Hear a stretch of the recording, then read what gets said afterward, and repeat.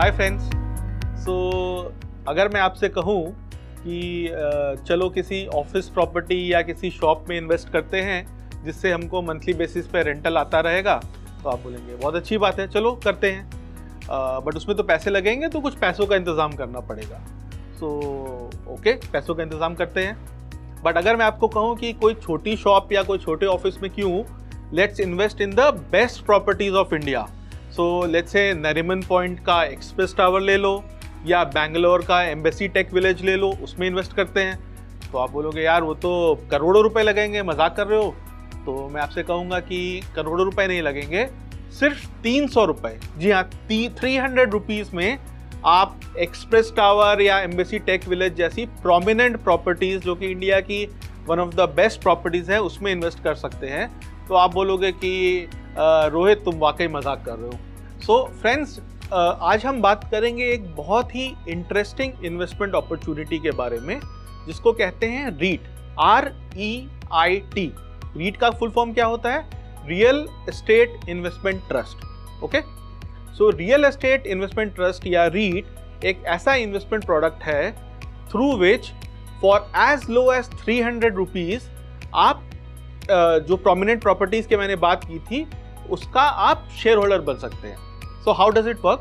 रीट का मतलब क्या होता है, उसका स्ट्रक्चर क्या होता है? Let's understand that. So in some form REIT is also like a mutual fund. So जैसे म्यूचुअल फंड में इन्वेस्टर्स अपना पैसा इन्वेस्ट करते हैं, फिर फंड मैनेजर उस पैसों से डिफरेंट शेयर्स में, large cap, mid cap, small cap shares में इन्वेस्ट करते हैं, right? So REIT is also something like that. सारे इन्वेस्टर्स, रोहित, हमारे फ्रेंड्स, आप, we will put money into the REIT, and REIT will, instead of buying shares, they will invest into various commercial properties.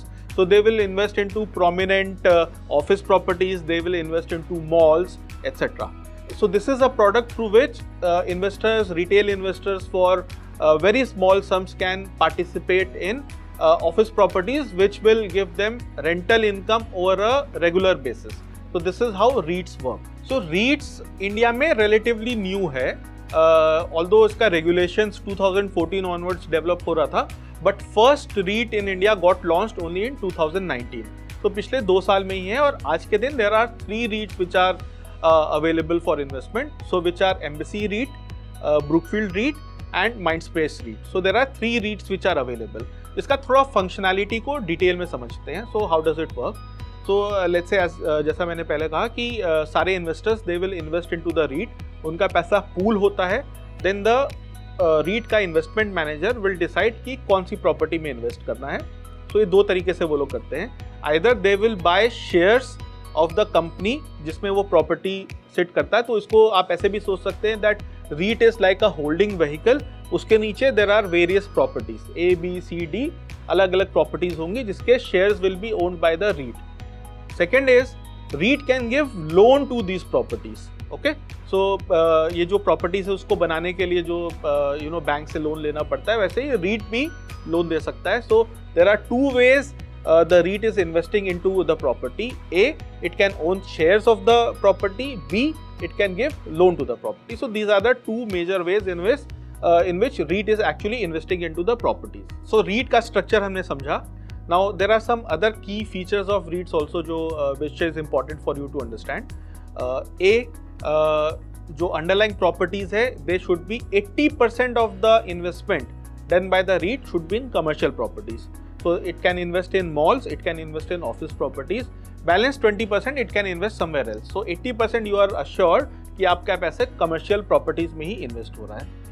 Whatever is the income of the REIT, which it will get through rental. So जो underlying properties है, let's say कोई office property है या कोई mall है, वो every month उसको rental income आता रहेगा।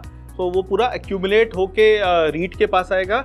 90% of that has to be distributed to the unit holders. तो जैसे मैं एक यूनिट होल्डर हूँ, मैंने 300 रुपये में इन्वेस्टमेंट किया है, तो जो भी रेंटल इनकम आएगा 90% of that is distributed among all unit holder. So this is the regulation. So ऐसा नहीं है कि रीट के लेवल पे तो रेंटल कलेक्ट हो रहा है बट वो आपके पास नहीं आ रहा है, वैसा नहीं होगा। 90% of the all the rental that is getting collected will come to you.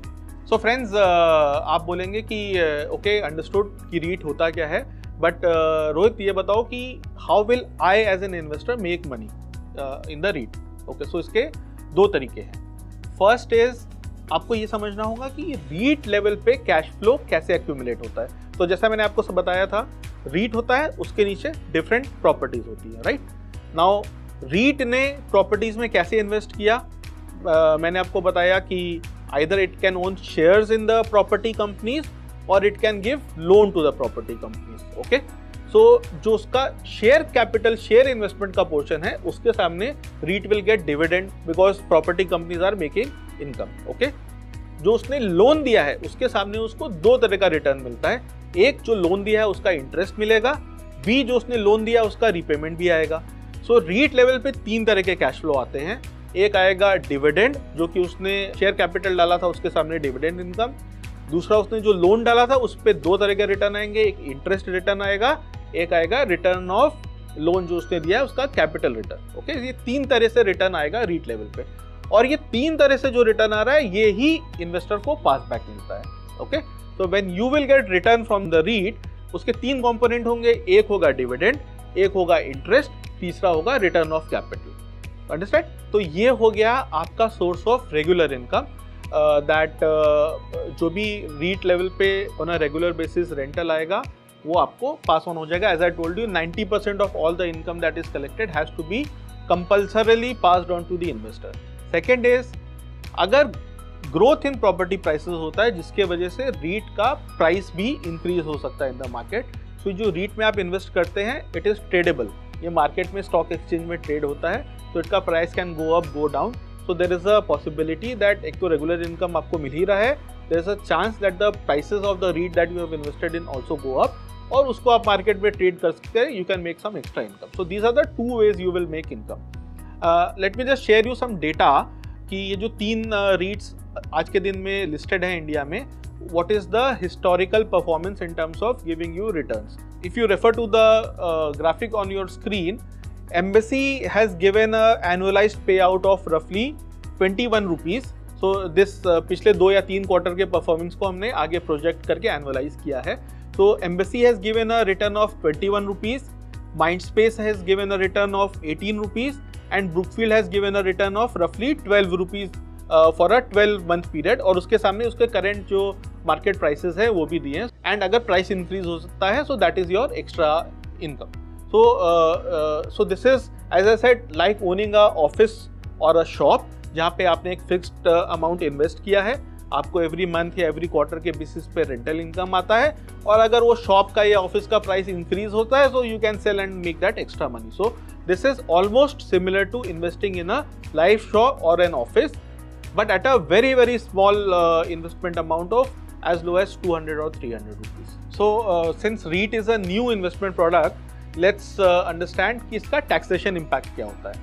So friends, as I told you, there are 3 ways you are getting income. Okay, first is dividend. This is completely tax free. Second is return of capital. This is also tax free.